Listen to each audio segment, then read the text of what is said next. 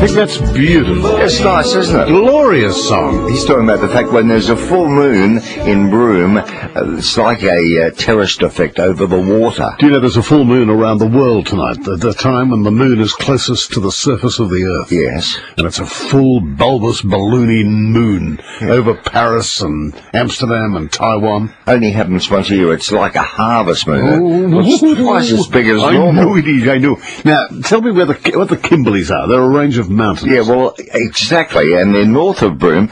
You might recall about 10 years ago, I did the Kimberley overland from Perth down, from Darwin down to Perth in the opposite direction. In a coach? Yes, by overland and staying at El Crestro Resort. But, of course, you need to be out to sea to catch the effect of the waterfalls and wonderful Aboriginal art, which you can't see from the land. Why are we out to sea if we're on a coach going through a mountain range? We were on a coach 10 years ago when I did the Kimberley. This time I chose to do it on a cruise on the Orion. So the Kimberley Range is seen out to sea. You can see it from the ocean. Oh, yes, it's iron ore deposits, which makes the sandstone rock turn blood red. You would have seen it in pictures many a time. It's very effective. And when I say we, Nigel of Nigel's Animal Rescue and myself, flew to Broome 2 weeks ago today and stayed at the Cable Beach Resort where you can ride a camel at night. It's great fun. They have a camel train down the sand and everybody goes in procession. Also, there's Pearl Farms there in Broome. And you'd love this. They have the oldest picture theatre in the world, going back to 1916. It's an outdoor picture theatre with canvas deck chairs. And you sit there and watch your movies under the stars. Their very first talkie movie was in 1933, was Jeanette MacDonald in Monte Carlo.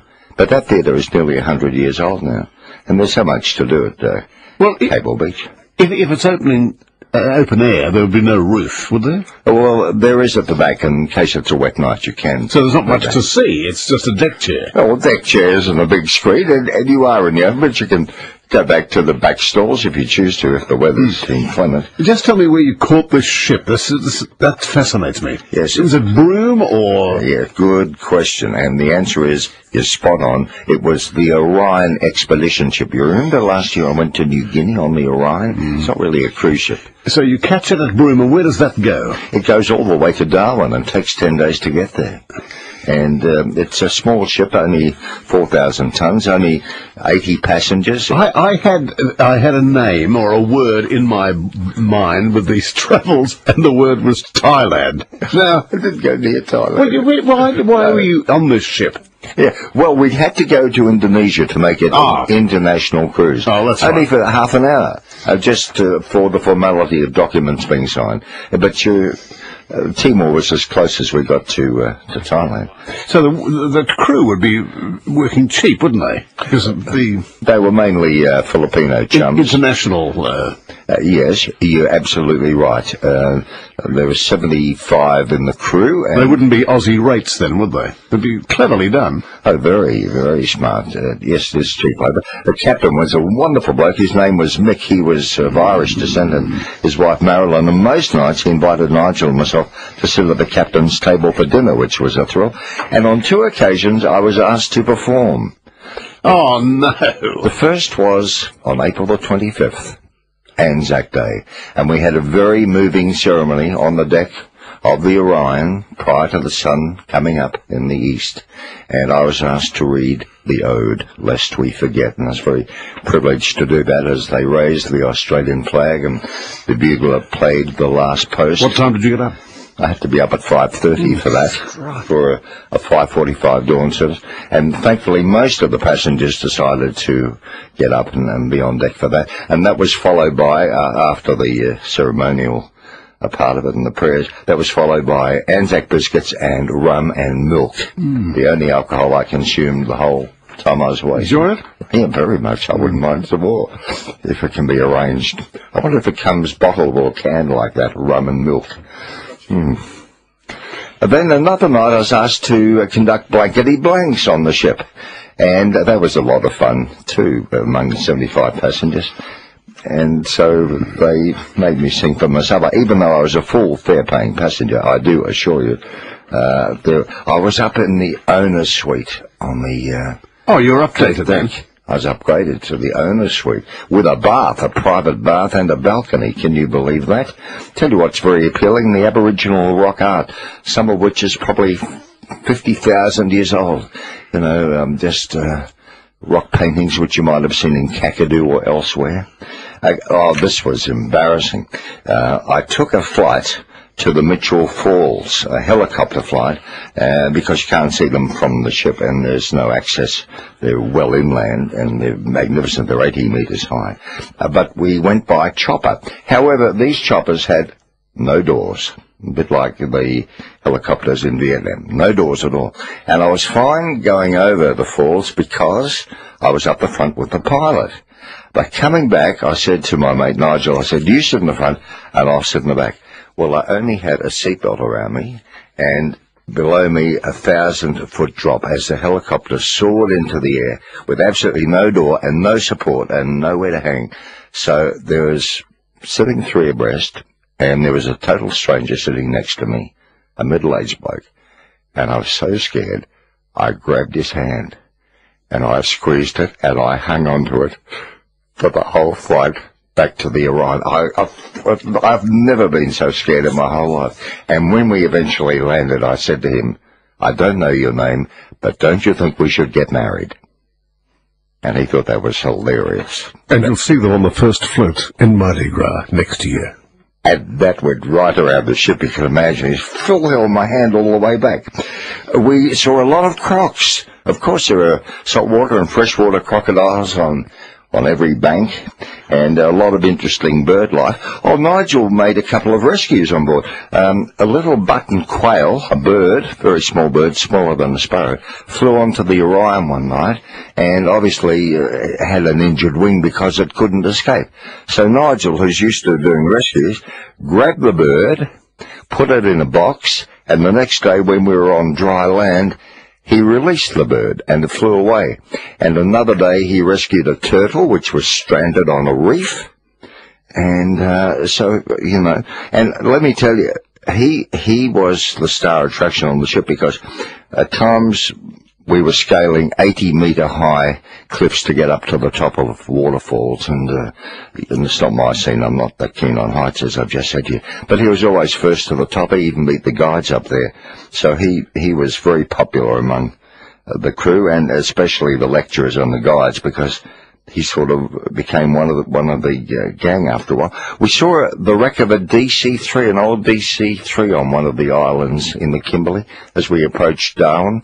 It crash-landed during the war, and it's in very good condition, hasn't deteriorated despite the salt air and the sea all around it. Crash-landing on a sand dune by some American pilots who survived the crash. Tell you a couple of fascinating things in nature, Bruce. One would be the horizontal falls, where it's a bit like the Whitewater Rapids, but a couple of times a day, due to the tides, you go through a little channel between the cliffs, and there's such a surge of water with undercurrents and blowholes, and you could be sucked under if you fell off the boat. And we actually, on a fast jet boat, sped through these what are called horizontal falls. They're just like waterfalls, but obviously they're at sea level. But the churning of the water, it's like a cauldron, and the tide from one side of the canyon to the other drops 3 meters. So that's how severe the tides are there. At Montgomery Reef, where Nigel rescued a turtle which was stuck on a reef, the tide rises and falls about 9 meters, about 27 feet, before your eyes. At one time, you don't see the reef at all, and then suddenly the water submerges, and this reef is exposed with all the colourful coral on it. Let me tell you, on board the Orion, we had a couple of entertainers whose names were Kathy and Terry, and they are the best cabaret entertainers I've ever had the pleasure of listening to. They were really terrific. Terry played guitar, Kathy sang, and in harmony together, they were world class.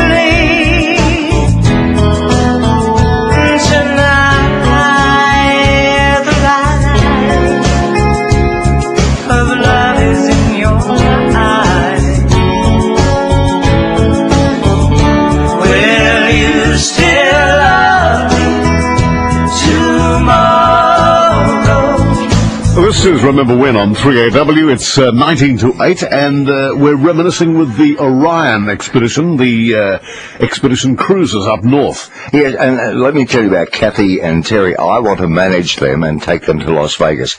They are so versatile. They do Andrew Lloyd Webber, they do rock and roll. They want to go. They want you to. I want to change their name from Kathy and Terry to Sapphire. I want him to wear a sapphire-coloured shirt, she to wear a sapphire gown, and I reckon they will set the world on fire. They are so good. That's Kathy and Terry. And how old are they? Oh, they'd be 40-ish. They've been around for years doing cabaret. And two women, are they? No, a bloke, Kathy and Terry. He plays guitar. They're husband and wife. Gee, they were fun to be with her. I met this lovely Irish lady. Her name is Sandra, and she, coincidentally, boys, lives in Belfast. Well, I'm going there in July. Of course you are. And that was nailed in the coffin when you met her. And, you know, she wants to show me around Belfast. She wants to take me to the Giants. So does Sapphire and Frank. And she's such a lovely lady. Oh, yes. Can't wait to catch up with her again. And we're going to do the town together, the Irish pubs and all that sort of thing. We made our way to Wyndham, where the Ord River curls all the way up to Lake Argyll. There is such a large amount of water in Lake Argyll. There is 21 times the capacity of Sydney Harbour in Lake Argyll, and when it floods, up to 40 times as much water in Lake Argyll as there is in the Sydney Harbour. Also, there's the Argyll diamond mine there. Some chose to fly over the Bungle Bungles. I've done that previously, but that was only discovered in the 1980s, and that's a very rare rock formation. Nigel chose to do the Bungle Bungles. Then eventually we made our way to our final destination, which was Darwin. Have you ever been there? No, no. Oh, you'd enjoy it. I have never been much. to Darwin. Well, now, prompted by Neil Mitchell and Justin Smith going there a couple of months ago to commemorate the bombing of Darwin 70 years ago, they now have a brand new museum there, which is very hands-on, which shows you all the old tanks and the artillery and the different equipment that was used to defend Darwin during the war, where at least 240 people perished, as you know, as a result of the bombing. What you mightn't know, and I didn't know until recently, that there was bombing all around the coast of Australia, all the way from Broome, all the way around from Darwin, all the way to Townsville. There are about 10 coastal cities. Well, it was part of the Coral Sea, wasn't it? The Battle of the Coral Sea. Exactly, but there were a lot of casualties all the way around the coast, including on the Great Barrier Reef. We also made our way to a museum in Darwin, a cultural museum, where they recreate Cyclone Tracy from 1974. This will be close to your heart. And it was quite scary because you go into a wind tunnel, which is in pitch dark, and you hear the roar of Cyclone Tracy. Actual tapes from the ABC from that Christmas Day 1974, and it's very scary to hear that wind howling as it did, and to see all the destruction that was caused by Cyclone Tracy.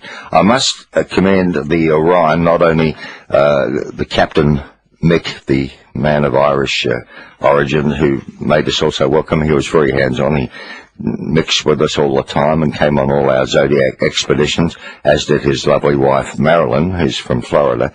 But I must tell you how good the meals were. They were cordon bleu, and they were prepared by the Bathers Pavilion in Sydney. And, for example, you'd go to lunch and have blue swimmer crab salad with exotic mushrooms and Asian noodles, with Nam Jim Vietnamese dressing. Or, Bruce, would you like an olive oil poached ocean trout, shaved with seaweed, salmon caviar and parsley oil?